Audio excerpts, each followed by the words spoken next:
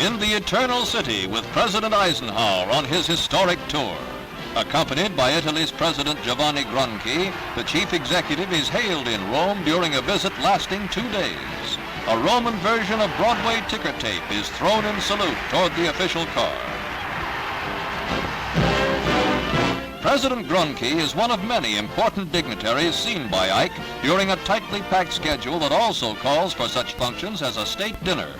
With retiring Undersecretary of State Robert Murphy and followed by his son and daughter-in-law John and Barbara Eisenhower, the President attends the black tie affair, escorting Donna Carla Gronchi.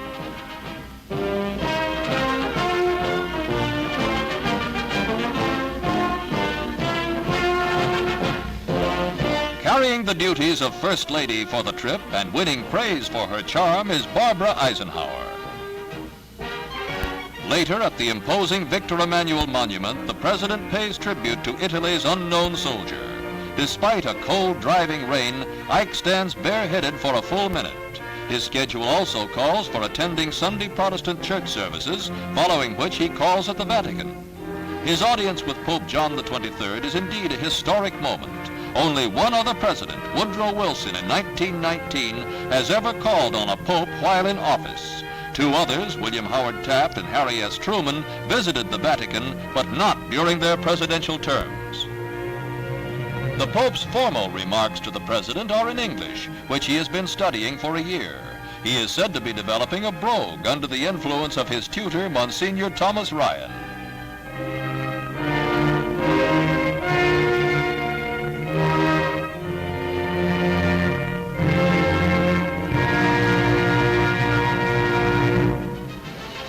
The friendly meeting concluded, the Eisenhower party proceeds to the Pontifical North American Ecclesiastical College, which celebrated its 100th anniversary this year. The staff and about 300 students turn out in another warm welcome for the touring Eisenhowers. This is the last visit of Ike's busy second day in Rome, which began with his church service at 8 a.m.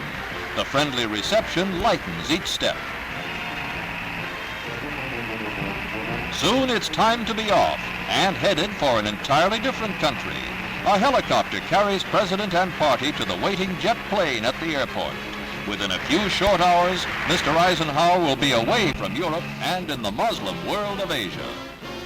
A last salute to the people of Italy before the chief executive enters his traveling home.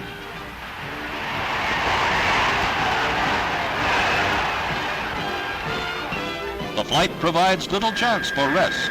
There are conferences to be held with advisors, finishing touches to be put on speeches, a few phrases to be learned of a new foreign language, all so that each stop along the way may be marked by Ike's famous graciousness and courtesy.